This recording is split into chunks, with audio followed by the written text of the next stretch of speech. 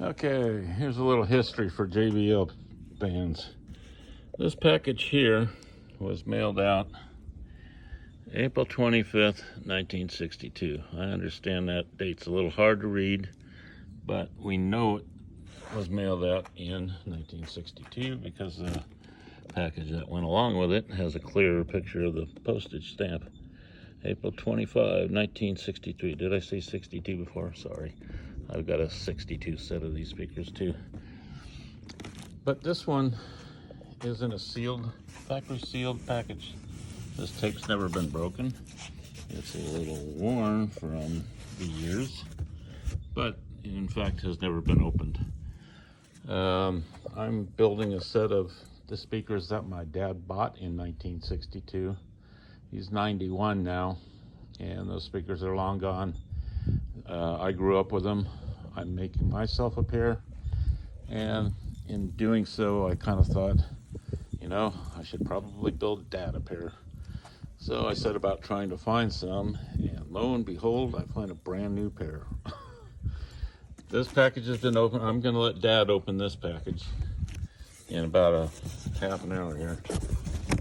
But this package has been opened. Somebody left it open for a little while. It got a little drip of something down the thing and made a little tiny stain next to the voice coil.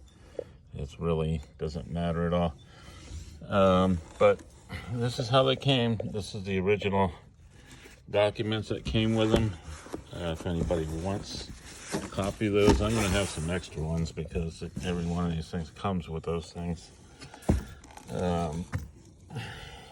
But the way they used to ship speakers was mounted to a very hard board. It's almost like plywood. Kind of interesting. They got 2 nuts on the back and everything. And then down here in the corner, there's a staple that held the mounting screws that you're going to use to mount it. And it's also got the black T-nuts.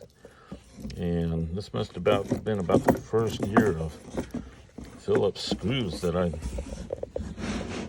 recall. I was only 3 or 4 at the time, but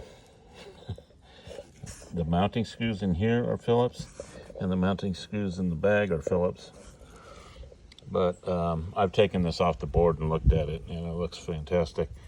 It looks almost exactly like my 1962s that I got that were a wedding present for somebody, put into a cabinet with a turntable and all that by a cabinet maker. And that's where they stayed until I got a hold of them.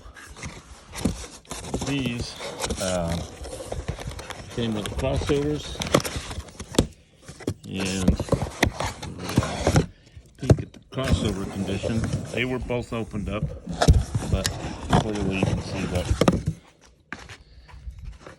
they weren't installed or used at all. There's no scuffing whatsoever anywhere to indicate that it was installed into a cabinet. And the little connectors down here are pristine. I don't see any signs of them ever clipping onto a piece of wire. So those are new old stock. 2 crossovers. The only thing I didn't get was the tweeters, the 075s. Complete my setup for the 030 C26. What's that thing called? Now it's on the tip of my tongue. Can't remember the name of that. But anyways, just for history's sake, that's where these speakers came from. And today's, 2025, October, let's see, 9, 7, 8. So, these are going to be put into a C36 cabinet for my father, so he can enjoy the rest of his time here on this earth. enjoy some music. I grew up with this speaker system, and I love it. And when I started putting my set together, it was like, oh, wow, these things are fantastic. I'm so glad I started this journey. Anyways, just to document it.